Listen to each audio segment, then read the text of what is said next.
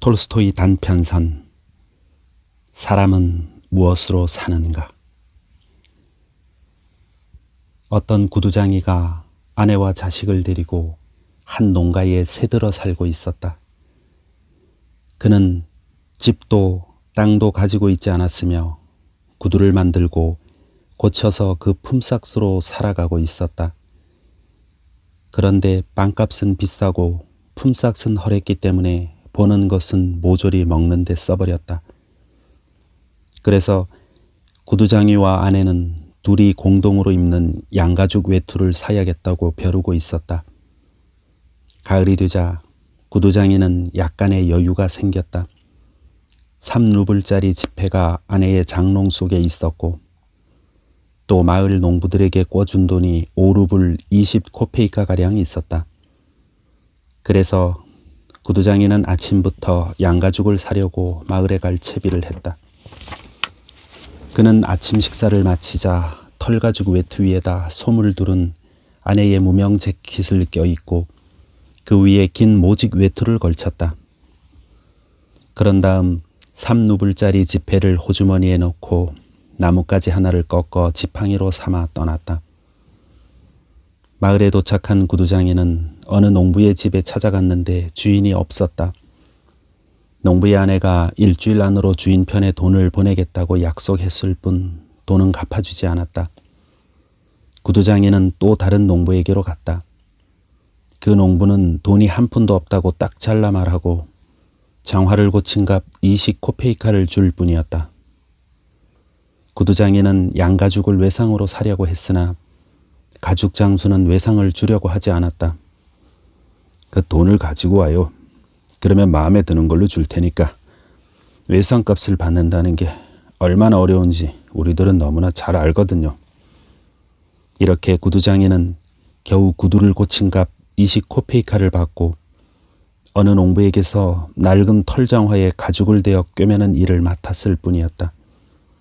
구두장이는 속이 상해서 20코페이카를 몽탕 털어 보드카를 마셔버린 다음 양가죽도 사지 못한 채 집을 향해 걸었다. 아침에는 좀 추운 것 같았지만 보드카를 한 잔 마시고 나니 외투 따윈 입지 않아도 될 만큼 몸이 후끈거렸다. 구두장이는 길을 걸었다. 한쪽 손으로는 지팡이로 울퉁불퉁 언 땅을 두드렸고 다른 한쪽 손으로는 털장화를 휘두르면서 혼잣말을 했다. 젠장, 외투 같은 건 입지 않아도 따숩기만 하군. 작은 걸로 한 병 마셨는데 온몸에 피가 다른 박 치는구만. 모피 외투 따윈 필요도 없을 정도야. 난 이런 사나이라고. 아무렇지도 않아. 난 모피 외투 따윈 없어도 살 수 있어. 그런 건 한평생 필요 없어. 다만 마누라가 가만히 있지 않을 거란 말이야. 그게 개운치 않아. 나는 죽어라 일하는데 날 아주 깔본단 말이야. 가만히 있자. 너희들이 이번에 돈을 갖고 오지 않으면 모자를 잡아 벗기고 말 테니. 내 그렇게 하고 말고. 정말 이건 도대체 어떻게 된 거야? 20코페이카씩 찔끔찔끔 주다니. 20코페이카로 대체 뭘 한단 말이야. 술이나 마실 수밖에 없자는가 말이야. 너희들은 곤란하다고 말들 하면서 나는 곤란하지 않은 줄 아나? 너희는 집도 있고 소도 있고 말도 있지만 나는 알몸뚱이뿐이다. 너희들이 만든 빵을 먹고 있지만 나는 사서 먹는다고. 아무리 몸부림을 쳐봐야 일주일에 빵값만 3루블은 치러야 돼. 집에 돌아가면 빵도 없을 테니 또 1루블 반은 내놔야 하고. 그러니까 너희들은 내 돈을 갚아줘야만 해. 이윽고 구두장이는 모퉁이의 교회 근처까지 왔다. 교회 뒤에 무엇인가 허연 것이 보였다. 구두장이는 유심히 살펴보았지만 이미 땅거미가 지기 시작해서 무엇인지 알아볼 수가 없었다. 여기에 돌 같은 건 없는데 소인가? 그런데 짐승 같지도 않아. 머리는 사람 같지만 사람치고 너무 희군. 그리고 사람이 이런 데 있을 리가 없지. 그는 좀 더 다가갔다. 물체가 똑똑히 보였다. 이게 웬일인가? 아니나 다를까 사람은 사람인데 살았는지 죽었는지 알몸으로 교회벽에 기대 앉은 채 꼼짝도 하지 않았다. 구두장에는 무서운 생각이 들었다. 어떤 자가 이 사나이를 죽이고 옷을 벗겨 여기 버린 모양이군. 너무 바싹 다가갔다가는 나중에 무슨 변을 당할지도 모르겠는걸. 구두장에는 그냥 지나쳐 교회 모퉁이를 돌았고 사나이의 모습은 보이지 않게 되었다. 구두장이는 교회를 지나서 사나이가 있는 곳을 돌아다 보았다. 사나이는 벽에서 떨어져 움직이기 시작했다. 어쩐지 이쪽을 보고 있는 것 같았다. 구두장이는 더러 겁이 났다. 가까이 가볼까? 그냥 지나쳐 갈까? 혹시 갔다가 무슨 봉변이라도 당하면 큰일이지. 저놈이 어떤 놈인지도 모르잖아. 어차피 좋은 일을 하고서 이런 데 왔을 리는 없고 가까이 가면 무섭게 덤벼들어 날 목 졸라 죽일지도 몰라. 그렇게 되면 꼼짝없이 죽는 거야. 설령 목 졸라 죽이지는 않더라도 시끄러운 일이 벌어질 게 뻔해. 저 벌거숭이 사나이를 어쩐다. 내가 입고 있는 것을 홀랑 벗어줄 수도 없고 그냥 지나쳐 가자 제기랄. 그렇게 생각하면서 구두장이는 걸음을 재촉했다. 거의 교회 앞을 다 지나치게 되자 양심이 고개를 쳐들었다. 구두장이는 길 한복판에서 걸음을 멈추고 혼잣말을 했다. 도대체 너는 뭘 하는 거야, 세몬. 사람 하나가 봉변을 당해 죽어가고 있는데 겁을 집어먹고 슬쩍 도망치려고 하느냐? 내가 뭐 큰 부자라도 된단 말이냐? 가진 물건을 빼앗길까 봐 겁이 나는가? 세몬, 그건 잘하는 일이 아니야. 그리하여 세몬은 사나이에게로 되돌아갔다. 세몬은 그에게 다가가 자세히 살펴보았다. 아직 젊은 사나이여서 힘도 있을 듯하고 몸에 얻어맞은 흔적도 없었다.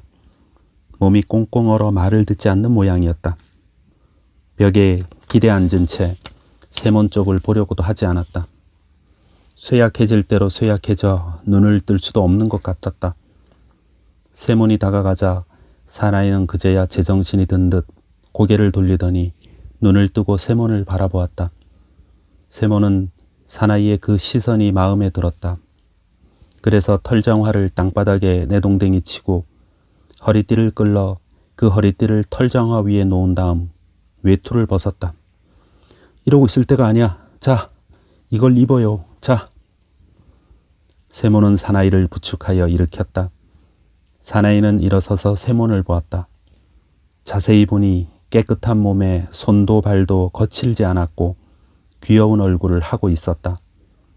세몬은 그 어깨에 외투를 걸쳐주려 했으나 팔이 소매 속으로 잘 들어가지 않았다. 세몬은 두 팔을 끼워주고 옷자락을 잡아당겨 앞을 여며준 다음 허리띠를 메어주었다. 세몬은 헌 모자도 벗어 벌거숭이 사나이에게 씌워주려고 했으나 나는 민머리지만 이자는 고수머리가 더부룩하게 자라있어. 이렇게 생각하고 모자를 도로 썼다. 그보다도 이 젊은이에게 신을 신겨줘야지. 구두장이는 사나이를 앉히고 털정화를 신겼다. 이제 됐다. 자, 이번엔 좀 움직여서 온몸을 녹여야지. 뒷일은 내가 걱정하지 않더라도 다 잘 될 거야. 자네 걸을 수 있나? 사나이는 멀거니 서서 감격한 듯한 표정으로 세몬의 얼굴을 바라보았으나 말은 전혀 하지 않았다. 왜 아무 말도 하지 않는 거야? 이런 데서 겨울을 날 셈인가? 집으로 돌아가야지. 자, 여기 내 지팡이가 있으니까 몸이 말을 듣지 않거든 이걸 짚어요. 자, 걸어요. 걸어. 그러자 사나이는 걷기 시작했다. 그는 조금도 뒤처지지 않고 잘 걸었다. 두 사람이 길을 걷기 시작했을 때 세몬이 물었다. 자네 대체 어디서 왔나?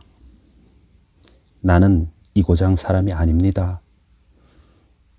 이 고장 사람이라면 내가 다 잘 알지. 그래, 왜 이런 데까지 오게 됐나? 교회 근처까지 말이야. 그건 말씀드릴 수 없습니다. 틀림없이 나쁜 놈들이 이런 짓을 했겠지. 아무도 나를 혼내지 않았습니다. 나는 신의 벌을 받았지요. 물론 만사가 신의 뜻이면은 틀림없어. 그렇더라도 어디 좀 들어가 쉬어야 할 텐데. 자네 어디로 갈 건가? 어디든 마찬가지입니다. 세모는 깜짝 놀랐다. 불한당 같지도 않고 말씨도 공손한데 신상에 대한 이야기를 하려 하지 않았기 때문이었다. 그야 물론 세상에는 말 못할 일이 많기는 하지. 세모는 사나이에게 말했다. 어때? 우리 집에 가는 게. 거기 가면 불을 쬐을 수 있어. 세모는 집을 향해 걸었다. 낯선 사나이는 한 발짝도 뒤떨어지지 않고 나란히 따라 걸었다. 찬바람이 세몬의 외투 밑으로 스며들었다. 차차 술이 깨면서 추위가 느껴졌다. 세몬은 코를 훌쩍거리며 몸에 걸친 아내의 재킷 앞섭을 여미고 걸으면서 생각했다. 아니 이건 어떻게 된 일이람. 모피 외투를 장만하러 갔다가 외투는 뺏기고 벌거숭이 사나이까지 거느리게 됐으니 이거 마트리오나가 알면 야단일 텐데. 마트리오나를 생각하자 세몬의 마음은 우울해졌다. 그러나 옆에 낯선 사나이를 쳐다보고 교회 뒤에서 자신을 쳐다보던 이 사나이의 시선을 생각해내자 금세 마음이 유쾌해졌다. 세몬의 아내는 일찌감치 일을 마쳤다. 장작을 패고 물을 깃고 아이들과 같이 저녁 식사를 끝마치고 생각에 잠겼다. 빵을 굽는 일을 오늘 할까? 내일로 미룰까? 아직 큰 것이 한 조각 남아 있었다. 세몬이 거기서 점심을 먹고 온다면 저녁은 그리 많이 먹지 않겠지? 그렇게 되면 내일 빵은 이것으로 충분하다. 마트리오나는 빵 조각을 만지작거리면서 생각했다. 오늘은 빵을 굽지 말아야겠다. 밀가루도 얼마 남지 않았으니 이걸 금요일까지 먹도록 하자. 마트리오나는 빵을 치우고 테이블 옆에 앉아 남편의 외투를 깁기 시작했다. 바느질을 하면서 마트리오나는 남편이 어떤 양가죽을 사올까 줄곧 생각했다. 모피 장수에게 속지는 않았겠지. 그래도 사람이 워낙 좋으니 알 수 없어. 어린아이라도 그 일을 속여먹는 것쯤은 문제 없으니 말이야. 8루블이면 큰 돈이니까 좋은 모피 외투를 만들 수 있겠지.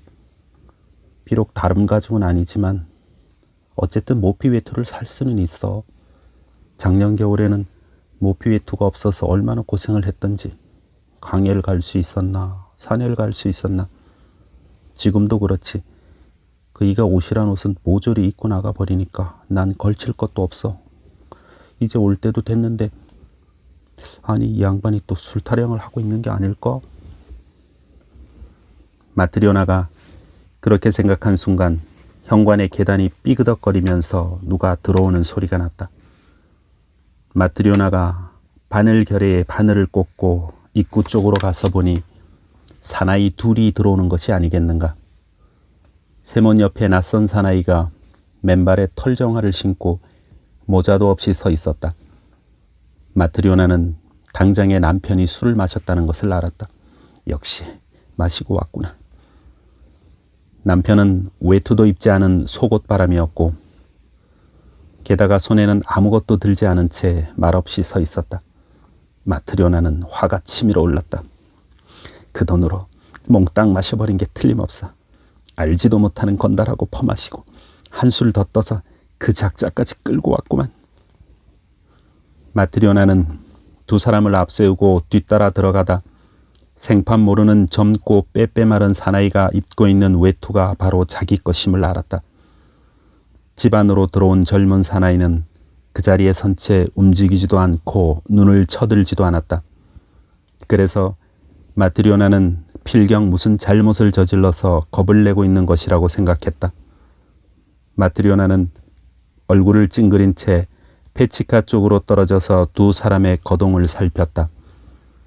세모는 모자를 벗고 태연하게 의자에 앉았다. 여보, 마트리오나, 식사 준비를 해야지. 마트리오나는 입속으로 무엇이라고 중얼거릴 뿐 페치카 옆에 서서 움직이려고도 하지 않았다. 두 사람을 번갈아 쳐다보며 고개를 갸웃거릴 뿐이었다. 세모는 아내가 화난 것을 눈치채고 하는 수 없다는 듯이 낯선 사나이의 손을 잡았다. 자, 앉아요. 저녁을 먹어야지. 낯선 사나이는 의자에 앉았다. 그래, 아무것도 마련하지 않았어? 마트리오나가 화가 나서 대답했다. 왜 안 해요? 하긴 했지만 당신을 위해서가 아니에요. 보아하니 당신은 염치맞아 홀랑 마셔버린 모양이군요. 모피 외투를 마련하러 간다더니 모피 외투는커녕 외투까지 뺏긴 데다 건달까지 데리고 오다니 당신네 같은 주정뱅들에게 줄 저녁은 없어요. 마트리오나, 까닭도 모르면서 함부로 말하면 안 돼요. 먼저 어떻게 된 일인지 물어봐야지. 그런 건 어쨌든 좋아요. 그래, 돈은 어디 있어요? 말해봐요. 세모는 외투 호주머니를 더듬어 돈을 꺼냈다. 여기 돈 있잖아. 도리포노프가 주지 않더군. 내일은 꼭 주겠다고 약속하긴 했지만. 마트리오나는 더욱더 화가 치밀었다. 모피도 사지 않고 단 하나밖에 없는 외투를 낯선 벌거숭이에게 입혀가지고 집으로 끌고 오다니. 마트리오나는 테이블 위에 돈을 집어 장롱 속에 넣으면서 말했다. 저녁은 없어요. 벌거숭이와 술주정뱅이를 일일이 아랑곳하다간. 여보, 마트리오나, 말 좀 삼가요. 내 말 좀 들으라니까. 당신 같은 주정뱅이한테 내가 무슨 말을 들어야 한다는 거예요. 난 처음부터 당신 같은 술꾼하고 결혼하고 싶지 않았어요. 그런데 그만 어머니가 주신 옷감도 당신이 술값으로 없앴죠. 모피 사러 간다더니 그것마저 다 마시고 오다니. 세모는 아내에게 자기가 마신 것은 고작 20코페이카뿐이라는 것을 납득이 가도록 이야기하고 사나이를 데리고 온 경위도 밝히려 했으나 그녀는 어떤 말도 들으려 하지 않았다. 어디서 쏟아져 나오는지 단번에 두 마디씩 내뱉으니 세몬이 끼어들 새가 없었다. 10년도 더 지난 옛일까지 들춰내는 판이었다. 마트리오나는 마구 욕설을 퍼우면서 세면에게 달라가 옷소매를 부여잡았다. 자, 내 옷을 돌려줘요. 하나밖에 없는 내 옷을 뺏어 입고 염치도 좋지. 빨리 이리 벗어나요. 못난 인간 같으니 차라리 죽어버리는 게 낫지. 세몬이 아내의 무명 재킷을 벗으려 하는데 한쪽 소매가 뒤집어졌다. 그때 마트리오나가 그것을 잡아당겨 홈질한 옷의 솔기가 부드득 뜯겨져 나갔다. 마트리오나는 재킷을 빼앗아 입고 문 쪽으로 달려갔다. 그리고는 나가버리려고 하다가 걸음을 멈췄다. 속상하긴 하지만 이 사나이가 누구인지 알아내야겠다고 생각했던 것이다.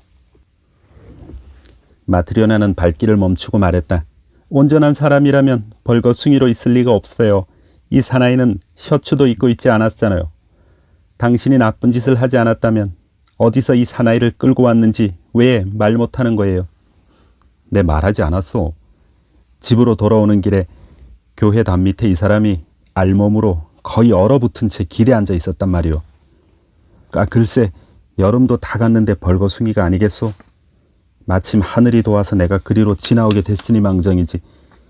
그렇지 않았더라면 얼어 죽고 말았을 거요. 살아가다 보면 언제 무슨 일을 당할지 누가 알겠소. 그래 외투를 입혀 데리고 왔지. 마트리오나, 당신도 그만하고 마음을 가라앉혀요. 누구든 한 번은 죽는 법이니까. 마트리오나는 다시 욕설을 퍼부으려고 하다가 문득 낯선 사나이를 쳐다보자 말문이 막혔다. 사나이는 죽은 듯이 의자 끝에 걸터 앉은 채 꼼짝도 하지 않았다. 두 손을 무릎 위에 올려놓고 고개를 떨어뜨리고서 눈을 뜨는 일도 없이 무엇인가가 모를 조르기라도 하는 듯 얼굴을 일그러뜨리고 있었다. 마트리오나가 입을 다물고 있자 세모는 이렇게 말했다. 마트리오나, 당신에겐 하나님도 없소? 이 말을 듣고 마트리오나는 다시 한번 낯선 사나이를 쳐다보았다. 차츰 마트리오나의 기분이 가라앉았다. 그녀는 문 앞에서 발길을 돌려 난로 한쪽 구석으로 가서 저녁 준비를 하기 시작했다. 컵을 탁자 위에 놓고 크바스를 따르고 남은 빵을 잘라내 놓았다. 그리고 나이프와 스푼을 놓으면서 말했다. 식사하세요. 세모는 낯선 사나이를 식탁으로 데리고 갔다. 앉아요, 젊은이. 세모는 빵을 잘게 자른 다음 둘이서 먹기 시작했다. 마트리오나는 테이블 한쪽 끝에 앉아서 턱을 괜 채 낯선 젊은이를 바라보았다. 갑자기 가엾어 보이면서 돌봐주고 싶은 생각이 들었다. 그러자 낯선 사나이는 기쁜 표정이 되더니 찡그렸던 눈썹을 폈다. 마트리오나는 테이블을 치우고 낯선 사나이에게 물었다. 도대체 당신은 어디 사는 사람이죠? 나는 이 고장 사람이 아닙니다. 그런데 왜 그곳에 있었죠? 그건 말할 수 없습니다. 강도라도 만났나요? 나는 하나님의 벌을 받았습니다. 그래서 벌거숭이가 되어 자고 있었단 말이에요. 네, 그래서 알몸뚱이로 자다가 얼어 죽을 뻔했던 겁니다.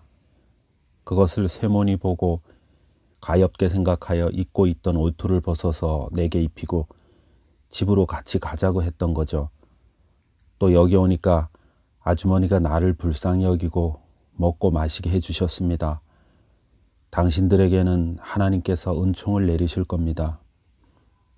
마트리오나는 금방 기워 놓았던 세몬의 낡은 셔츠를 창가에서 가져다가 낯선 사나이에게 건네주었다. 그리고 속바지도 찾아내서 주었다. 셔츠도 없다니 자 이걸 입고 어디든 마음에 드는 자리에 누워서 자요. 침대 위나 폐지가 옆에서나. 낯선 사나이는 외투를 벗고 셔츠를 입은 다음 침대 위에 몸을 뉘었다. 마트리오나는 등불을 들고 외투를 집어 남편 옆으로 갔다. 마트리오나는 외투 자락을 덮고 누웠으나 통 잠이 오지 않았다. 낯선 사나이의 일이 머릿속에서 떠나지 않는 것이었다.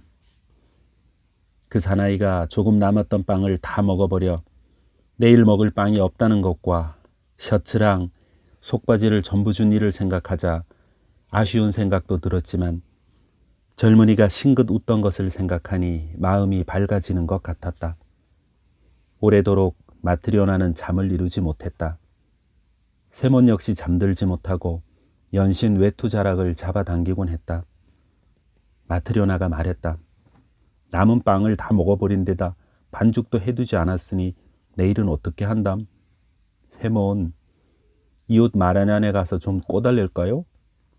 삿입에 거미줄이야 치려고. 마트리오나는 한참 동안 가만히 누워 있었다. 그런데 저 사람 나쁜 사람은 아닌 것 같은데 왜 신상 이야기를 하지 않을까요? 아마 말 못할 사정이 있겠지. 세몬, 우리는 남을 도와주는데 왜 아무도 우리를 도와주지 않는지 몰라요. 아무려면 어때? 세몬은 뭐라고 대답해야 좋을지 몰라 휙 돌아 누워 그냥 잠들고 말았다. 이튿날 아침 세몬은 잠에서 깨었다. 마트리오나는 아이들이 일어나기 전에 이웃집에 빵을 꾸러 가고 없었다. 어제의 그 낯선 사나이는 낡은 셔츠를 입고 속바지를 입은 채 걸상에 걸터 앉아 천장을 바라보고 있었다. 그 얼굴은 어제보다 밝았다. 어때, 젊은이? 뱃속에서 빵을 요구하고 알몸뚱이는 옷을 원하니 무언가 벌이를 해야 하지 않겠나? 자네 무슨 일을 할 줄 아나? 나는 아무것도 할 줄 모릅니다. 세몬은 깜짝 놀라 이렇게 말했다. 하려는 마음만 있으면 되는 거야. 사람은 뭐든지 배워서 익히면 돼. 모두 일하는데 나도 일을 해야지요. 자네 이름을 뭐라 부르지? 미하일입니다. 이봐, 미하일. 자네는 신상 이야기를 하고 싶지 않은 모양인데 그건 아무래도 좋아. 굳이 듣고 싶은 것도 아니니까. 하지만 밥벌이는 해야 해. 내가 시키는 대로 일을 하면 우리 집에 머물러도 좋네. 고맙습니다. 열심히 배우고 익히겠습니다. 뭐든지 가르쳐 주십시오. 세몬은 실을 집어 손가락에 감고 꼬기 시작했다. 그다지 어려운 건 아니야. 자, 보라고. 미하일은 그것을 들여다보더니 금방 배워 그와 마찬가지로 손가락에 감아 실을 꼬았다. 이번에는 실을 찌는 법을 가르쳤는데 미하일은 그 일도 여간 잘하지 않았다. 세몬이 돼지털을 바늘에 꿰어 꿰매는 일을 해보이자 그것도 미하일은 금방 배웠다. 미하일은 세몬이 어떤 일을 가르쳐도 금방 배웠다. 사흘 후에는 일을 시작하게 되었는데 마치 이제까지 구두를 꿰매온 것 같은 솜씨였다. 미하일은 허리를 펼 사이도 없이 부지런히 일만 하고 식사는 조금밖에 하지 않았다. 한가할 때는 잠자코 천장만 쳐다보았다. 밖으로 나가지도 않았고 싱긋 웃는 것은 처음 왔던 날 마트료나가 저녁 준비를 했을 때뿐이었다. 하루하루가 지나 일주일이 지나고 1년이라는 세월이 흘렀다. 미하일은 여전히 세몬의 집에 살면서 일했는데 세몬의 보조공으로 소문이 자자했다. 세몬의 보조공 미하일만큼 모양 좋고 튼튼한 구두를 짓는 사람은 없다고 하여 이웃 마을에서까지 주문이 밀려들어 세몬의 수입은 점점 늘어갔다.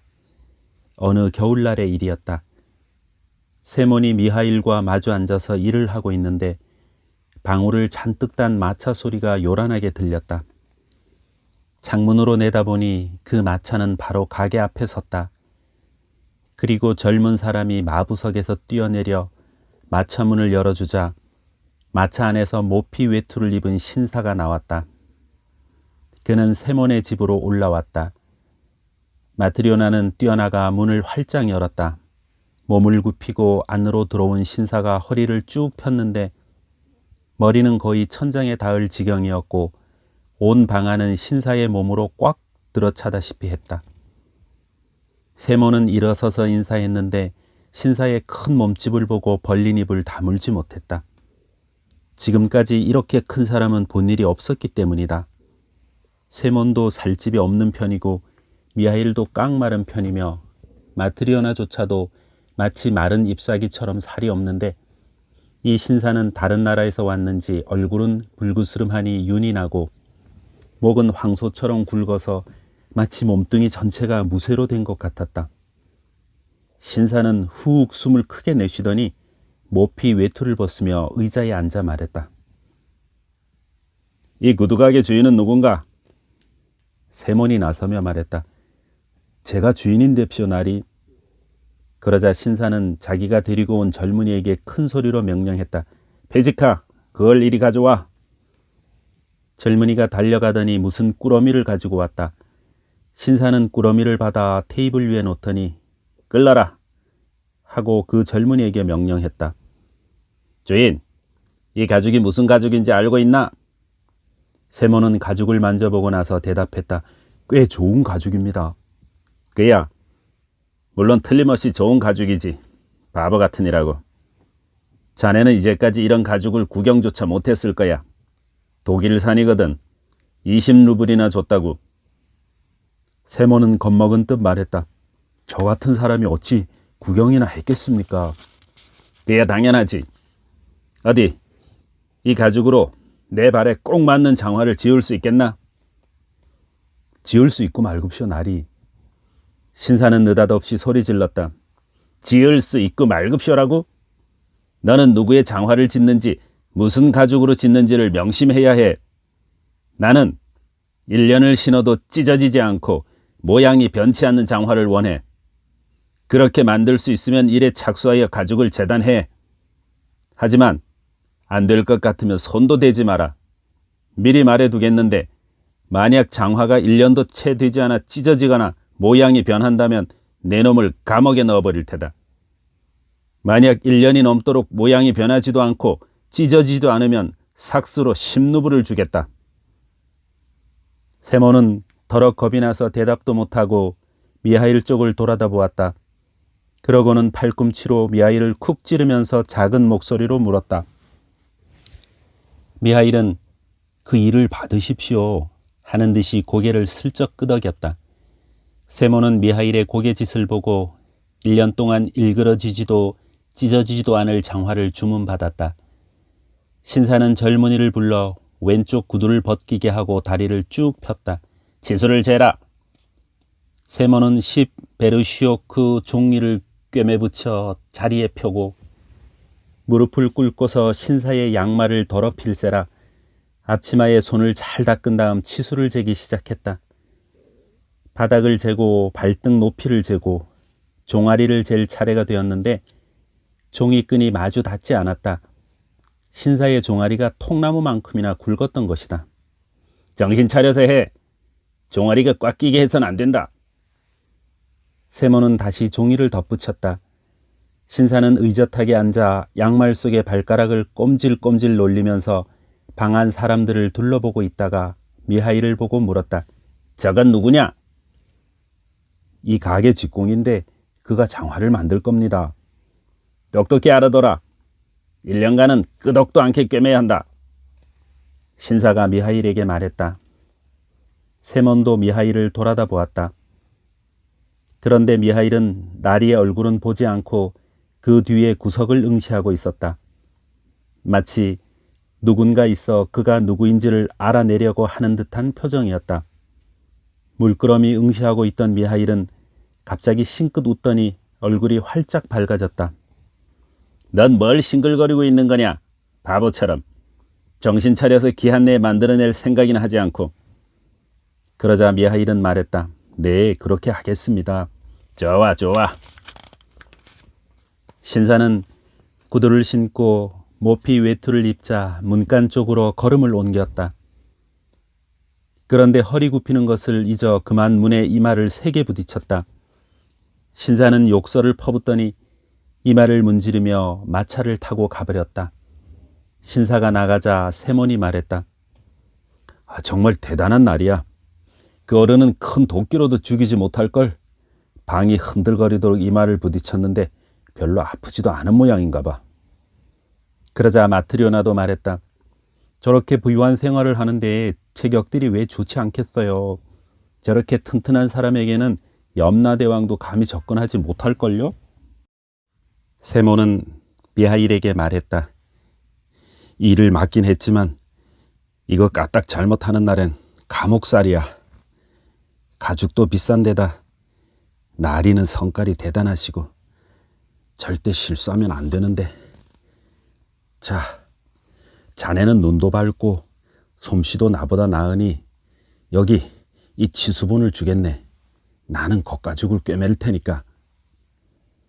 미하일은 시키는 대로 가죽을 탁자 위에 펼쳐놓은 다음 칼을 들어 재단하기 시작했다. 마트리오나는 미하일 옆으로 다가가 재단하는 것을 보고 깜짝 놀랐다. 마트리오나도 이제 구두 만드는 일에는 익숙한 터인데 가만히 보니 미하일은 장화 모양과는 전혀 다르게 가죽을 둥글게 자르는 것이 아닌가. 마트리오나는 주의를 줄까 하다가 생각했다. 아마 내가 잘못 들은 건지도 몰라. 미하일이 더 잘 알고 있을 테니 참견하지 말아야지. 미하일은 가죽 재단을 마치고 실을 바늘에 꿰어 꿰매기 시작했는데 그것은 장화를 꿰매는 두 겹 실이 아니라 슬리퍼를 꿰매는 한 겹 실이 아닌가. 그것을 보고 마트리오나는 또 크게 놀랐으나 역시 참견하지 않았다. 미하일은 열심히 꿰매고 있었다. 점심때가 되어 세몬이 일어나 보니 미하일이 신사의 가죽으로 슬리퍼를 만들어 놓은 것이 보였다. 세몬은 앗! 하고 크게 소리 질렀다. 미하일은 1년이나 우리와 같이 지냈지만 한 번도 실수한 적이 없는데 하필이면 지금 이런 잘못을 저지르다니. 나리는 굽이 있는 장화를 주문했는데 미하일은 평평한 슬리퍼를 만들어 버렸으니 가죽을 영 버리지 않았나. 아이고, 나리에겐 뭐라고 변명을 해야 한단 말인가. 이런 가죽은 구할 수도 없는데. 세몬은 미하일에게 말했다. 아니 여보게, 이 무슨 짓인가. 자네 나를 죽이려는 거나 마찬가지야. 나리는 장화를 주문했는데 자넨 도대체 뭘 만든 건가. 세몬이 미하일에게 말을 거는데 바깥문에 고리쇠가 덜컹거리는 소리가 났다. 창문으로 내다보니 누군가 타고 온 말을 비끄러매고 있는 참이었다. 그 나리의 하인이었다. 안녕하십니까? 어서 와요. 무슨 볼일이라도 구두일로 마님의 심부름을 왔지요. 구두일로? 굳은지 뭔지 하여간 장화는 이제 필요 없게 되었어요. 나리는 돌아가셨으니까요. 아니, 뭐라고요? 여기서 저택으로 돌아가시는 도중 마차 안에서 돌아가셨어요. 마차가 저택에 다 내리는 걸 도와드리려고 보니까 나리는 짐짝처럼 뒹굴고 있지 않겠습니까? 돌아가신 거예요. 간신히 마차에서 끌어내렸죠. 마님께서는 저에게 넌 구두방에 가서 이렇게 전해라. 아까 나리가 주문하신 장화는 이제 필요 없게 되었으니 그 가죽으로 죽은 사람에게 신기는 슬리퍼를 지어달라고 말이야. 그리고 다 만들기를 기다렸다가 가지고 와야겠다. 이렇게 말씀하셨습니다. 그래서 제가 왔지요. 미하일은 테이블 위에서 마름질하고 남은 가죽을 접어 둘둘 뭉치고 다 된 슬리퍼를 꺼내어 탁탁 소리내어 털고는 앞치마로 곱게 닦아 하인에게 내밀었다. 젊은이는 슬리퍼를 받자 인사했다. 안녕히 계십시오. 그러면 전 갑니다. 다시 1년이 지나고 2년이 지나 미하일이 세몬의 집으로 온 지도 이제 6년이 되었다. 여전히 처음과 마찬가지로 아무데도 가지 않고 쓸데없는 말은 단 한마디도 짓거리지 않았다. 그동안 싱긋 웃는 것은 마트리오나가 저녁 식사 준비를 했을 때와 구두를 맞추러 온 신사를 보았을 때 단 2번뿐이었다. 세몬은 자기 제자가 대견해서 견딜 수가 없었다. 이제는 어디서 왔는지 묻지도 않고 다만 미하일이 나가면 어쩌나 그것만을 걱정하게 되었다. 하루는 온 식구가 함께 모여 앉아 있었다. 마트리오나는 화덕에 냄비를 올려놓고 있었고 아이들은 의자 사이를 뛰어다니며 창밖을 내다보고 있었다. 세모는 창가에서 구두를 꿰매고 있었고 미하일은 다른 창가에서 구두 뒤꿈치를 붙이고 있었다. 그러자 사내아이 하나가 의자를 넘어 미하일 곁으로 다가오더니 그의 어깨를 흔들면서 물끄러미 창밖을 내다보았다. 미하일 아저씨, 저것 좀 봐요. 모르는 아주머니가 계집애 둘을 데리고 우리 집으로 오는 것 같아. 계집아이 하나는 절름발인데. 사내아이의 말이 떨어지자마자 미하일은 하던 일을 멈추고 고개를 돌려 창밖을 내다보았다. 세모는 놀랐다. 이제까지 미하일이 밖을 본 적이라고는 한 번도 없었는데 지금은 창에 얼굴을 붙이고 무엇인가에 눈길을 쏟고 있었기 때문이다. 그래서 세몬도 일을 멈추고 창밖을 내다보니 정말 깨끗한 옷차림을 한 부인이 자기 집 쪽을 향해 오고 있었다. 부인은 모피 외투를 입고 긴 목도리를 두른 두 계집아이의 손을 잡고 있었다. 계집아이들은 얼굴이 서로 닮아 누가 누군지 모를 지경이었다. 다만 한 아이는 다리를 가볍게 절룩거리며 걷고 있었다. 여인은 현관 계단을 올라와 문을 열더니 먼저 두 계집아이를 안으로 들여보낸 다음 자기도 안으로 들어왔다.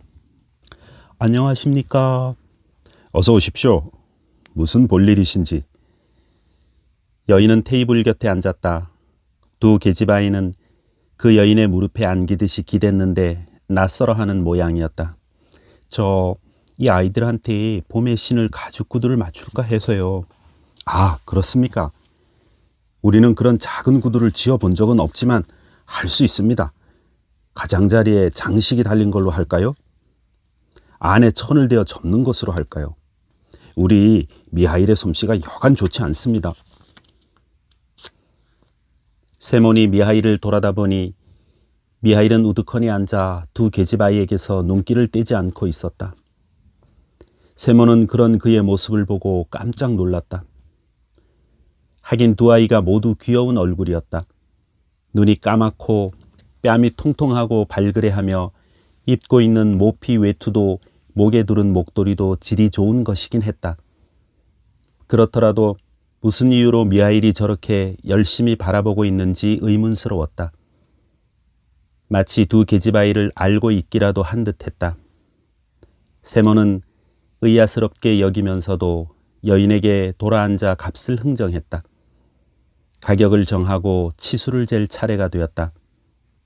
여자는 절름발이 계집아이를 안아 올려 무릎에 앉혔다. 어렵겠지만 이 아이로 두 아이의 치수를 재주세요. 불편한 발 쪽은 한쪽만 하고 이쪽 발에 맞춰 세 짝을 지어주세요. 세모는 발 치수를 재고 절름발이 아이 쪽을 가리키며 말했다. 이 귀여운 아이는 어쩌다가 이렇게 됐습니까? 날 때부터 그런가요? 부인이 대답했다. 아니에요. 그의 엄마가 그랬어요. 그때 마트리오나가 말참견을 하고 나섰다. 어디에 사는 누구의 아이인지 알고 싶어 이렇게 물은 것이다. 그럼 부인께서는 이 아이들의 친엄마가 아니신가요? 나는 엄마도 아니고 친척도 아니죠. 무슨 상관없는 남인데 그냥 맡아서 기르는 거예요. 자기가 낳은 아이가 아니라도 키우면 자연 정이 들게 마련 아닌가요? 그야 물론 정이 들고 말고요. 나는 두 아이를 다 내 젖으로 키웠어요. 내 아이도 있었지만 하나님께서 데려가셨어요. 그 아이는 그다지 불쌍한 마음이 들지 않았는데 이 애들은 정말 애처로워서. 그런데 대관절 누구의 애들인가요? 여인은 다음과 같은 이야기를 했다. 벌써 6년 전 일입니다. 이 두 아이는 일주일도 못 되어 천의 고아가 돼버렸던 거예요. 아버지는 두 아이가 태어나기 사흘 전에 죽고 어머니는 아기를 낳고 하루도 못 살았으니까요. 전 그 당시 제 남편과 농사를 지으며 살았는데 이 아이의 부모와는 이웃간이었지요. 우린 늘 뒷문으로 왕래했지요. 이 애들의 아버지는 거들어주는 사람도 없이 혼자 숲에서 일하고 있었는데 어느 날 큰 나무가 쓰러지면서 그 나무에 허리를 세게 맞아 쓰러지지 않았겠어요? 집에까지 간신히 옮겨다 놓았지만 곧 저 세상으로 가버렸지요. 그런데 그 아내는 며칠 후에 쌍둥이를 낳았던 거예요. 이 아이들이 바로 그 애들이죠. 가난한 데다가 일가 친척도 없고 일을 봐줄 만한 늙은이나 아주머니 하나 없이 그야말로 외톨이여서 혼자 해산을 하고 죽어간 거죠. 내가 그 이튿날 아침에 궁금해서 뒷문으로 그 집에 들어가 보았더니 가엾게도 벌써 숨이 끊어져 있었죠. 게다가 숨이 넘어가는 순간 바로 이 아이에게 쓰러져 버렸기 때문에 몸의 무게에 눌려 다리를 못 쓰게 되었던 거예요. 마을 사람들이 모여 시체를 목욕시키고 수의를 입히고 관을 짜고 해서 장례식을 마쳤지요. 모두들 친절한 사람들이거든요. 그런데 갓난아이 둘만 남았으니 정말로 큰일이지 뭡니까? 거기 모인 여자 중에 젖먹이가 있는 사람은 나뿐이었어요. 나는 그때 낳은 지 겨우 8주밖에 안 되는 처자들에게 젖을 주고 있었죠. 그래서 내가 임시로 두 계집아이를 맡기로 했지요. 마을 사람들이 모여 이 아기들을 어떻게 해야 할지 여러 가지로 의논한 끝에 이렇게 말했습니다. 마리아 아줌마가 이 아기들을 한동안 맡아주지 않겠어요? 조금만 돌봐주면 우리가 곧 다른 방법을 찾을 테니까요. 저는 다리가 온전 애에게만 젖을 물렸습니다. 이쪽 절름발이 애에게는 줄 생각도 안 했죠. 도저히 살지 못하리라고 생각했기 때문이었어요. 그러다가 어느 날 갑자기 그 애가 측은한 생각이 들었지요. 그 뒤부터는 똑같이 젖을 물려주기 시작했어요. 그래서 내 아이와 두 계집아이, 말하자면 세 아이에게 동시에 젖을 먹였던 것입니다. 그나마 다행히도 내 나이가 젊어 기운도 좋았으니까 그럴 수가 있었죠. 두 아이에게 젖을 물리고 있으면 다음 애가 기다리고 있어서 하나가 젖꼭지를 놓는 대로 기다리는 애에게 젖을 주고 그랬었죠. 그런데 하나님의 뜻으로 이 두 아이는 잘 키워갔지만 내가 낳은 애는 2년이 되던 해에 죽어버리고 그 뒤로 나는 아이를 낳지 못했죠. 한편 살림살이는 차차 나아져서 지금은 이 마을에서 어떤 상인의 방앗간을 맡아보고 있답니다. 급료도 넉넉해서 유복한 살림을 꾸려가기는 합니다만 좀처럼 아이가 생기지 않는군요. 그러니 이 두 아이들을 귀여워하는 것은 당연하죠. 이 두 아이들은 내게 있어서 촛불과도 같아요. 여인이 한쪽 손으로 절림발이 계집아이를 끌어당기며 다른 한쪽 손으로 뺨에 흐르는 눈물을 닦았다. 마트리오나도 길게 한숨 지으며 말하였다. 부모 없이는 살아갈 수 있지만 하나님 없이는 살아가지 못한다고 흔히들 말하는데 정말로 그런 것 같군요. 세 사람은 이런 말들을 주거니 받거니 하고 있었는데 갑자기 미하일이 앉아있는 쪽 구석에서 섬광이 비춰와 온 방안이 환하게 밝아졌다. 모두가 놀라 그쪽을 돌아다 보니 미하일은 두 손을 무리 위에 얹고 위를 쳐다보면서 싱긋 웃고 있었다. 여인이 두 계집아이를 데리고 나가자 미하일은 의자에서 일어나 일감을 테이블 위에 올려놓고 앞치마를 벗으며 주인 내외에게 허리를 굽혀 인사했다. 안녕히 계십시오. 주인 아저씨 아주머님. 하나님께서 용서해 주셨으니 당신들도 제발 용서해 주십시오. 주인 내외는 미하일에게서 빛이 비치고 있는 것을 보았다. 세모는 미하일에게 고맙다고 인사말을 했다. 미하일, 자네는 보통 인간은 아닌 모양이니 자네를 붙잡을 수도 없고 꼬치꼬치 캐물을 수도 없네. 하지만 꼭 한 가지만 알고 싶은 것이 있네. 자네를 이끌고 집으로 돌아왔을 때 자네는 몹시 침울한 얼굴을 하고 있었으나 내 아내가 저녁 준비를 하기 시작하자 싱긋 웃으며 밝은 표정을 지었는데 어찌된 까닭인가. 또 나리가 장화를 주문했을 때도 자네는 웃으면서 표정이 밝아졌었네. 지금 또 부인이 아이들 둘을 데리고 왔을 때 자네는 세 번째로 빙그레 웃었네. 그리고 몸에서는 후광이 비쳤네. 미하일, 어떻게 자네 몸에서 그런 빛이 비치는지, 그리고 왜 세 번 싱긋 웃었는지 그 까닭을 좀 말해주게나. 미하일은 말했다. 제 몸에서 빛이 나는 것은 다름이 아니라 제가 하나님의 벌을 받고 있는 중이었는데 방금 용서받았기 때문입니다. 또 제가 세 번 싱긋 웃은 것은 하나님의 세 가지 말씀의 뜻을 알아냈기 때문입니다. 한 가지 말씀은 아주머니가 저를 생각하셨을 때 깨달았고, 또 한 가지는 부자 나리가 장화를 주문할 때 알게 되어 웃었습니다. 그런데 지금 두 계집아이를 보고 마지막 세 번째 말씀을 알게 되어 또다시 웃은 것입니다. 이 말을 듣고 세몬이 말했다. 그럼 내게 들려주지 않겠나? 자네가 알지 않으면 안 되었던 세 가지 말씀이란 대체 무엇인가? 그러자 미하일은 대답했다. 제가 벌을 받은 것은 하나님의 말씀을 거역했기 때문입니다. 저는 천사였는데 하나님의 말씀을 거역했습니다. 어느 날 하나님은 한 여자에게서 영을 빼앗도록 제게 명령하셨습니다. 그 여자는 쌍둥이 딸을 낳았습니다. 갓난아기는 어머니 곁에서 꼬무락거리고 있었으나 어머니는 젖을 줄 기운도 없었던 것입니다.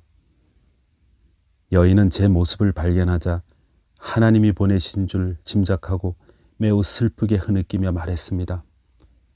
아, 천사님, 남편은 숲에서 나무에 깔려 죽어 바로 며칠 전에 장례식을 치른 참입니다.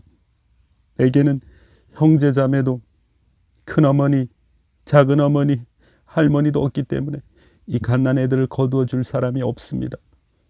제발 제 영혼을 가져가지 마시고 이 아이들을 내 손으로 키우게 해주세요. 어린아이는 부모 없이는 살지 못합니다.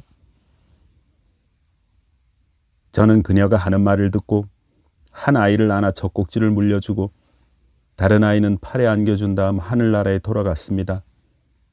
하나님 곁으로 날아가서 말했습니다. 저는 도저히 산모의 혼을 빼앗아 올 수가 없었습니다. 남편은 나무에 깔려 죽고 부인은 방금 쌍둥이를 낳고서 제발 혼을 거두어 가지 말아달라고 애원했습니다. 제발 자기 손으로 아이들을 키우게 해달라면서 어린아이는 부모 없이는 살지 못한다는 것이었습니다. 그래서 저는 산모의 혼을 빼내지 않았습니다. 그러자 하나님께서는 이렇게 말씀하셨습니다. 다시 내려가 산모의 혼을 거두어라.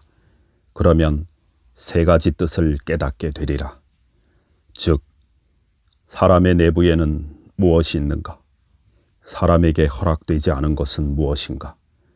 사람은 무엇으로 사는가를, 그것을 알게 되면 하늘나라로 돌아올 수 있으리라.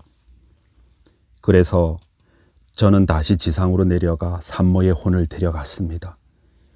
두 아기는 어머니의 가슴에서 떨어져 있었으나 주검이 침상 위에서 쓰러지는 바람에 한 아이를 덮쳐 눌러 한쪽 다리를 못 쓰게 만들고 만 것입니다.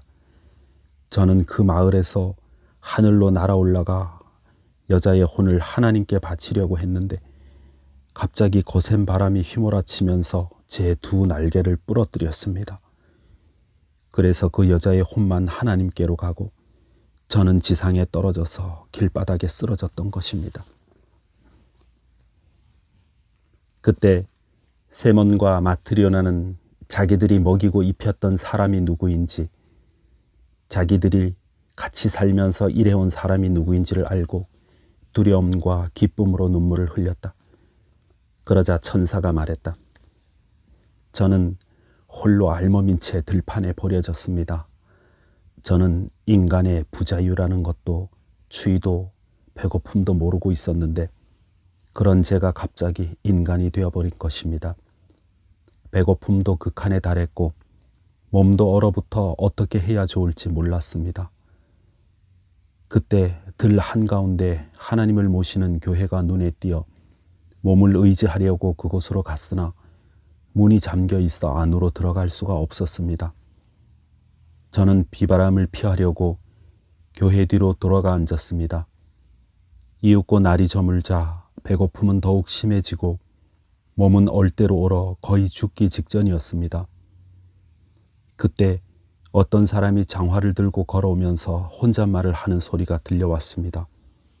저는 인간이 되어서 맨 처음 언젠가는 죽을 인간의 얼굴을 보았습니다. 저는 그 얼굴이 무서워 돌아앉았습니다. 그런데 자세히 들으니 그 사나이는 이 추운 겨울에 몸을 감쌀 옷을 어떻게 마련해야 할 것인가 고민하고 있었습니다. 거기서 나는 생각했습니다. 나는 추위와 배고픔에 거의 죽어가고 있다. 마침 저기 사람이 오고 있지만 그는 자기들 내외의 모피 외투를 어떻게 마련하나, 어떻게 살아가야 하나 그것만을 생각하고 있다. 그러니까 이 사나이에게는 나를 도와줄 만한 힘이 없다. 그는 저를 발견하자 얼굴을 찡그리고 먼저보다 더 무서운 몰골이 되어 터덜터덜 제 곁을 지나갔습니다. 그나마 한 줄기 희망마저도 사라져버린 느낌이었는데 이때 갑자기 사나이가 되돌아오는 발소리가 들렸습니다. 다시 그 얼굴을 쳐다보았을 때는 방금 지나간 사나이가 아니구나 생각했을 정도였습니다. 좀 전에 죽음의 기운이 서려 있었던 그 얼굴에는 생기가 돌고 신의 그림자가 어려 있었습니다. 사나이는 제 곁으로 다가와 옷을 입혀주고 저를 데리고 집으로 갔습니다. 집에 이르니 한 여자가 나와서 말을 늘어놓기 시작했는데 그 여자는 사나이보다 더 무서웠습니다. 그 입에서는 죽음의 입김이 뿜어나와 저는 그 도끼 때문에 숨을 제대로 쉴 수가 없었습니다. 여자는 저를 추운 밖으로 몰아내려고 했습니다. 만약 그대로 나를 내쫓았더라면 여자는 죽고 말았을 것입니다.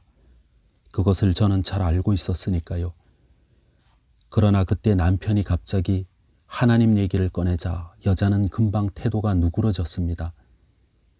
여자가 저녁밥을 권하면서 제 얼굴을 흘끗 쳐다보았을 때 그 얼굴에는 죽음의 그림자가 이미 자취도 없이 사라지고 생기가 넘쳐 있었습니다. 저는 거기서 신의 얼굴을 발견한 것입니다. 그때 저는 인간 안에는 무엇이 있는지 그것을 알게 되리라 하고 말씀하신 하나님의 첫 번째 말씀을 생각해냈습니다. 나는 인간 안에 있는 것은 바로 사랑이라는 것을 깨달았습니다. 하나님께서는 약속하신 일을 이렇게 내게 계시해 주시는구나. 이렇게 생각하니 저는 그만 너무 기뻐서 싱긋 웃고 말았습니다. 그러나 아직도 그 전부를 알 수는 없었습니다. 인간에게 무엇이 허락되어 있지 않은가, 사람은 무엇으로 사는가라는 것을 몰랐던 것입니다. 당신들과 같이 살면서 1년이 지났습니다. 그러던 어느 날 한 사나이가 찾아와서 1년 동안 닳지도 찢어지지도 일그러지지도 않을 장화를 만들어 달라고 했습니다. 제가 문득 그 사나이를 쳐다보니 뜻밖에도 그 사나이 등 뒤에 나의 동료였던 죽음의 천사가 서 있는 것을 발견했습니다. 저 위에는 아무도 그 천사를 보지 못했고 저는 알고 있었죠. 날이 저물기도 전에 그의 영혼은 그에게서 떠나버린다는 것을 알았습니다. 저는 생각했습니다. 사나이는 1년을 신어도 끄덕없는 구두를 만들어 달라고 하지만 자기가 오늘 저녁 안으로 죽는다는 것은 모른다. 그래서 인간에게 허락되지 않은 것은 무엇인가라는 하나님의 두 번째 말씀을 생각해냈습니다. 인간 안에는 무엇이 있는가는 이미 알아냈습니다. 그런데 이번에는 인간에게 주어지지 않은 것이 무엇인지를 알아냈습니다. 그것은 자기 몸에 무엇이 필요한가 하는 지식입니다. 그래서 저는 두 번째로 싱긋 웃었습니다. 친구였던 천사를 만난 일도 기뻤으며 하나님께서 두 번째 말씀을 계시해 주신 것도 기뻤습니다. 그렇지만 아직 전부는 깨닫지 못했습니다. 저는 언제까지나 여기 있으면서 하나님께서 최후의 말씀을 계시해 주실 때를 기다렸습니다. 6년째 되는 오늘 엄마가 없어도 두 쌍둥이는 잘 자라고 있다는 것을 알았습니다. 저는 생각했습니다. 어머니가 자식을 봐서 살려달라고 부탁했을 때 나는 그 말을 정말이라고 믿고 아이들은 부모 없이 살아가지 못한다고 생각했는데 다른 사람이 엄연히 두 아이를 잘 기르고 있지 않은가. 또한 저는 그 부인이 타인의 아이로 인해 눈물을 흘렸을 때 거기에서 살아계신 하나님의 그림자를 발견했고 사람은 무엇으로서 사는가를 깨달았습니다. 하나님께서 최후의 말씀을 계시하여 저를 용서해 주셨다는 것을 알았으므로 세 번째로 싱긋 웃었던 것입니다. 그러자 천사가 나타났는데 온몸이 빛으로 둘러싸여서 눈을 똑바로 뜨고 볼 수조차 없었다. 그 천사는 커다란 목소리로 이야기하기 시작했다. 그것은 그가 스스로 말하는 것이 아니라 하늘에서 울려오는 목소리 같았다. 천사는 이렇게 말했다. 나는 이런 것을 깨달았다. 모든 사람은 자신을 살피는 마음에 의하여 살아가는 것이 아니라 사랑으로서 살아가는 것이다. 어머니는 자기 아이의 생명을 위해서 무엇이 필요한가를 아는 것이 허락되지 않았었다. 또 부자는 자기에게 무엇이 필요한지를 알지 못했다. 저녁 때까지 무엇이 필요한지, 산자가 신을 장화일지, 죽은 자에게 신기는 슬리퍼일지를 아는 것은 어떤 사람에게도 허락되지 않았다. 내가 인간이 되고 나서 무사히 살아갈 수 있었던 것은 내가 내 자신의 일을 여러 가지로 걱정했기 때문이 아니라 지나가던 사람과 그 아내에게 사랑이 있어 나를 불쌍하게 여기고 나를 사랑해 주었기 때문이다. 고아가 잘 자라고 있는 것은 모두가 두 아이의 생계를 걱정해 주었기 때문이 아니라 타인인 한 여인에게 사랑의 마음이 있어 그 애들을 가엾게 생각하고 사랑해 주었기 때문이다. 모든 인간이 살아가고 있는 것도 모두가 각자 자신의 일을 걱정하고 있기 때문이 아니라 그들 속에 사랑이 있기 때문이다. 나는 이전에 하나님께서 인간에게 생명을 내려주시고 모두가 함께 살아가도록 바라고 계신다는 것을 알았지만 이번에는 한 가지 일을 더 깨달았다. 하나님께서는 인간이 뿔뿔이 떨어져 사는 것을 원하지 않으신다. 그렇기 때문에 인간 각자에게 무엇이 필요한가를 계시하지 않았던 것이다. 인간이 하나로 뭉쳐 사는 것을 원하시기 때문에 우리들에게 모든 인간은 자신을 위해서 또 만인을 위해서 무엇이 필요한가를 계시하신 것이다. 이제야말로 나는 깨달았다. 모두가 자신을 걱정함으로써 살아갈 수 있다고 생각하는 것은 다만 인간들이 그렇게 생각하는 것일 뿐 사실은 사랑에 의해 살아가는 것이다. 사랑 속에 사는 자는 하나님 안에 살고 있다. 하나님은 사랑이시므로. 그렇게 말하고 천사는 하나님을 찬송했다. 그러자 그 목소리로 인하여 집이 울리는 것 같았다.